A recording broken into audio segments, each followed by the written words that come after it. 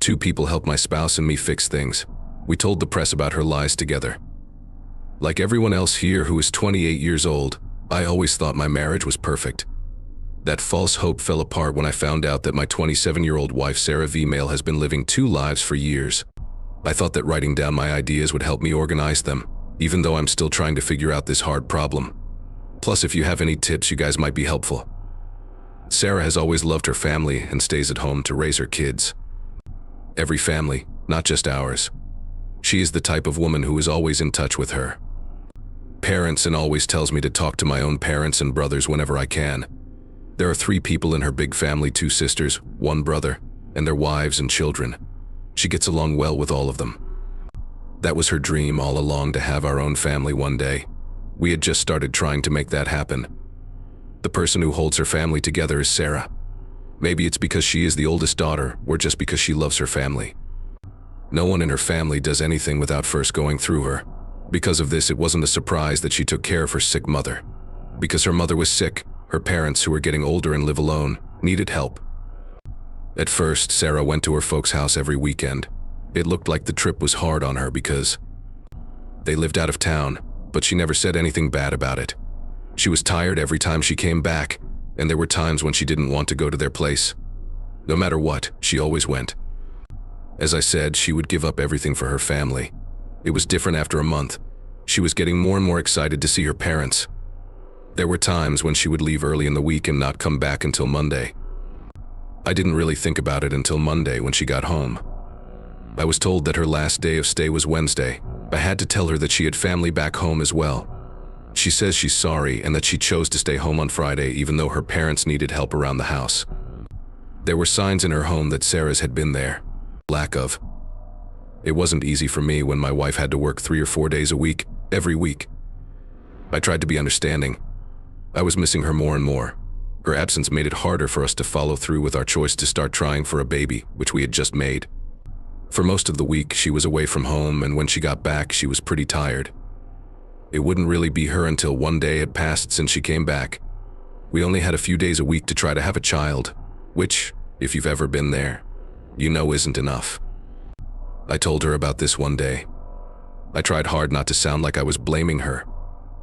I understood that her mother needed her, but I told her that I also needed her.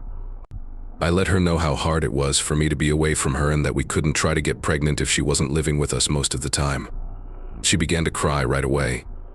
She said I was to blame for not being able to have kids, and that she felt like a bad mother to everyone. Even the baby we weren't even born yet. I told her I thought she would make a great mother, and that I wasn't criticizing her. After she settled down, we were able to agree on something. She would visit her folks 3 times a week. Even though she wasn't thrilled about it, she agreed that it was best for our family. After our talk, I thought things would get better, but that's when I saw how far apart we were. Before, I thought it was because she was always tired, but it was clear that she wasn't really involved anymore. There were times when it felt like she was somewhere else, even though she was there. No longer did they feel close. There was no longer any hope of having a child, but it was getting old. It had lost the drive and creativity it used to have. All that was missing was sex and the little things. There were no longer any bedtime hugs, small touches, or random kisses. It took me a long time to get the nerve to bring it up. I didn't want her to think I was criticizing her again, and I thought she might be tired from taking care of her mom every week. I kept quiet so as not to make them lose it again, but I couldn't get rid of the feeling that something wasn't right. After that, everything changed. Someone named Jake wrote to me on Facebook. He said he had to talk to me about Sarah. I was worried about it a lot, but he wouldn't explain it. He kept telling us that we had to talk about it because it wasn't appropriate for the internet. I was interested and wanted to be careful at the same time. That person was a stranger who wanted to meet me in person to talk about my wife.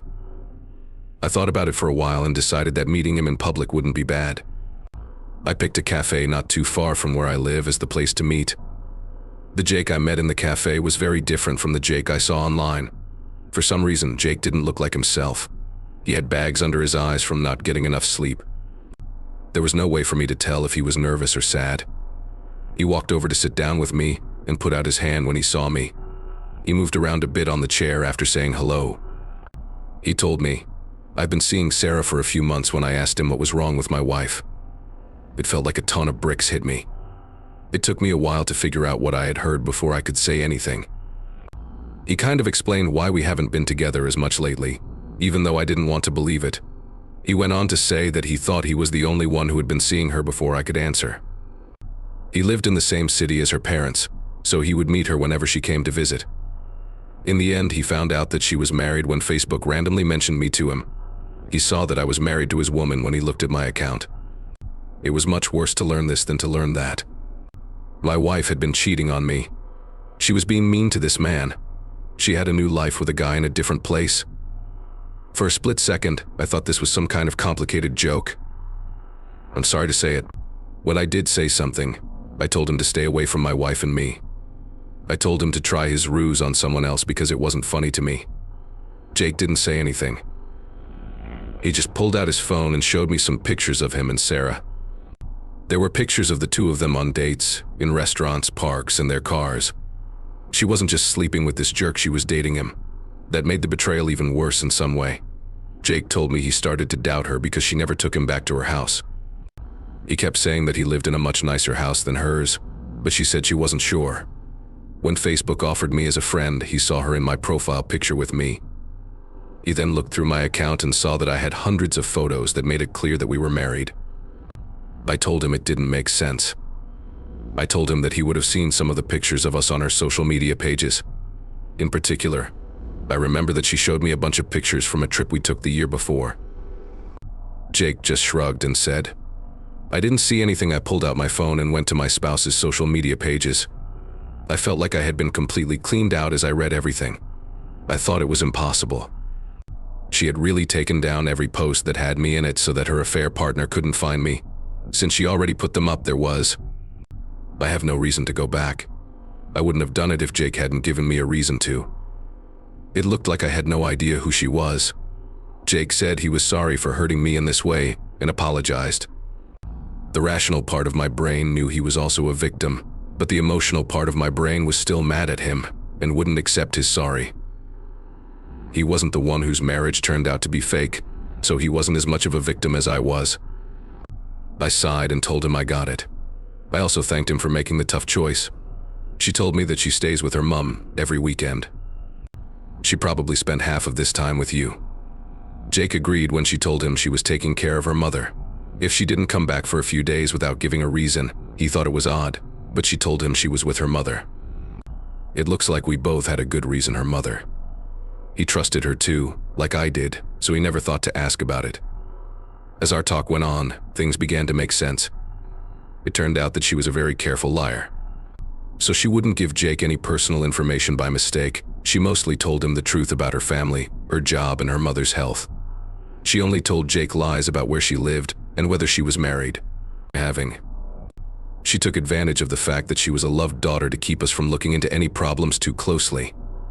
Jake asked me how I planned to go about things. He told me that he had planned to talk to her about it before making such a decision, but he thought I should know first. That was nice of you. He promised not to tell her anything until I had a plan. I told him I needed time to think things over. Once he said it was okay, we traded contact information. I've talked to Jake a few times since then. It was a pleasure talking to him, and he hasn't pushed me when I've told him what to do next. I'm still trying to figure out what the best thing to do is, so any advice from someone who has been through the same thing would be very helpful. I'm really sorry if this op is happening to you. It's hard to understand how Sarah could betray you by making this whole other world and keeping you in the dark. To be honest, I don't feel sorry for Jake. You, not he, need to clean up after this trash fire. Changes. It's not likely that my post would have gone popular the way it did. There were a dozen different answers to my question about what to do next when I wrote this. A lot of people called me a loser because I didn't knock Jake out at the cafe. He was also a victim, as I said before. Trust me, I thought that at first too. Use common sense. Some people asked if Jake and I became friends. I feel like we've known each other for a long time. As I said, he's a really nice guy, and he's been surprisingly helpful. In spite of what seemed odd at first, I also tried to help Jake. He had been seeing my wife and having sex with her, but he really felt lied to and hurt because of it. He talked about how he felt about being used a lot. Jake had hoped that he and Sarah were finally in a serious relationship. It was yet another big defeat that women had dealt him. When I told Jake we were trying to have a baby, he couldn't hide his fear. He told me that he was scared of what she might have done if she got pregnant, even though he couldn't believe she would cheat on me while we were trying to get pregnant. Would she have tried to pretend to be my child, or my off as his? I felt the same way about the thought. My anger towards my wife grew. Before I got into it, I found out that my wife had been telling another lie. I got interested one night and wanted to know if my wife had been seeing her mother at all. When I called her mom, both she and her husband answered. I began to talk to them and asked if they had seen Sarah lately. As they both looked at me, they gave me a strange look. She just got here last week. Are you not remembering? I asked her how long she stayed after she put her head down. She just dropped by for the night. Abby, Sarah's mother, hasn't stayed for long since she got better. It looked like her mother was no longer sick, but she was still using it as an excuse to avoid taking responsibility. Now, I had a pretty strong dislike for Sarah. It was hard for me to hide how I was feeling, but she didn't know it, enough to do something stupid. I was the one who was distant now. She would ask me if I was okay, and most of the time I would give her a confused answer. The subject was brought up with me, and we would no longer try to have a child. She wasn't getting soft like I had. She yelled at me and said that we would never be able to have a family if I kept turning her down every time she tried to start a relationship. I had to have a lot of self-control not to yell at her that I didn't want to have kids with her anymore. Instead, I kept my cool and told her that work had been particularly hard this week. After she seemed to accept it, she got off my back. I talked with her about how I planned to get back at her. The worst thing you could do to her is do it in front of her family. The fact that everyone thought she was a saint was important to her, even if she wouldn't admit it. I told her I was thinking of having a small BBQ because the weather was great and I hadn't used the grill in a long time. She didn't trust me right away. She knows I left a grill. She didn't invite her parents, but we did invite a lot of family and friends. I kept telling her that the fresh air would help her mother, but she said that her mother was too sick to move. I used the method Jake had shown me to get past her stubbornness. I said, "Shouldn't we take her to the hospital if she's really sick?" In fact, I faked a worried look on my face. She quickly gave up, saying that her mom needed to meet new people and that it wasn't that important. When it was over, we started making plans for the get-together, and I told Jake about the details. When the BBQ weekend came around, we had a lot of guests. Her whole family was there, as I already said, and they played pool together a lot. It was the best possible plan. Everyone caught up, laughed, and ate, just like at any other family get-together. Sarah was in her element as she took care of her mother, who still looked a little sick, talked with her boys, and kept everything together in general. I had been planning our next steps with Jake through text messages the whole time. I called my wife's family over to where we were sitting when it was time for them to meet my new friend. My partner looked at me, but my eyes were fixed on the house's corner from where Jake was entering. Jake smiled and waved as he came inside. Sarah stopped moving, but her parents waved back. Then she looked quickly back and forth between him and me. Just the look of surprise on her face was worth it. "I want to tell everyone here about my new friend Jake. Sarah, I believe you and your friend have already met." Sarah didn't answer my message. She almost ran over to Jake and tried to pull him away. She tried to pull Jake away, but he fought her. She was making a fuss, and they were soon the center of attention. Jake stepped in when Sarah's mother asked what was going on. It was his statement that he needed to make. Sarah started to drag him along while begging with him to listen to her. As she tried to explain, I felt angry for a split second that she didn't care enough to talk to her husband. It could have been because she knew ahead of time how much I knew. Or maybe she. At that moment, they thought Jake had the most promise. She might not have thought much about me. After all, she did want to be with Jake. In any case, by hanging on to Jake, she was begging him in front of her family. Before Jake could even explain, I heard whispers that meant she was seeing someone else. Sarah and I have been seeing each other for a while now. I only recently realized she was married. I thought the whole world should know. Now everyone in the garden was talking quietly. Her family members were shocked and couldn't believe it. Sarah had stopped pulling at him and was now just looking at her family. I thought I was the only person who knew her. We even talked about getting married someday. Sarah was scared at this point. I have no idea who he is. He lies all the time. It was clear to me that no one was interested in her short talk because I looked around. It looked like she was telling lies just by trying to get him to leave. I talked over her when I spoke up. I have all the facts. You lied to all of us. You told Jake that your mother was sick as an excuse to go out of town and meet him. So fast did Sarah's mother get up that I was concerned for a moment about her health. When I went to help her, one of her kids got there before me. Is that right, Sarah? Sarah's face was bright red. She opened her mouth to talk, but all she did was cry. Jake got a beer from the cooler as he came up to me. Sarah just started to cry when she turned around to look at us too. After that, the BBQ was over very quickly. The guests left as quickly as possible, but Jake stayed to see Sarah's family scold her. It was rough. Her brothers were mad and unhappy that she would use their sick mother as an excuse to have an affair. Her mother was so terrified that she couldn't calm down. Sarah cried and kept quiet at different times. Sarah packed her things up that night and left. I have no idea where she slept right now. I had high hopes for how the split would go, and it did. Even though the payment was fair, and Sarah's pride was the real victim. I still talk to her brother and one of her sisters, and they both told me that Sarah's image as a good family lady has pretty much gone away. The way her brothers feel about her has changed. She tried to go back to work as a family planner for a while, but was told that no one was paying attention to her. Most of her brothers didn't want to talk to her, and she is still trying to fix her relationship with her poor mother, who didn't like being used as a prop.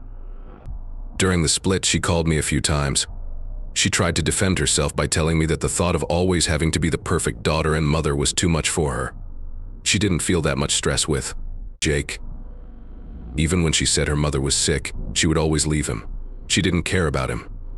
I made sure she knew that wouldn't help her cause much. I had no pity at all for her. Before she cheated on me, we had planned to start a family together. A guy who wasn't guilty was also used as a prop by her to make herself feel better. Still, I don't feel sorry for her. I have too much work to do right now. Jake was the same way. Even though Jake and I now live in different places, we still talk to each other.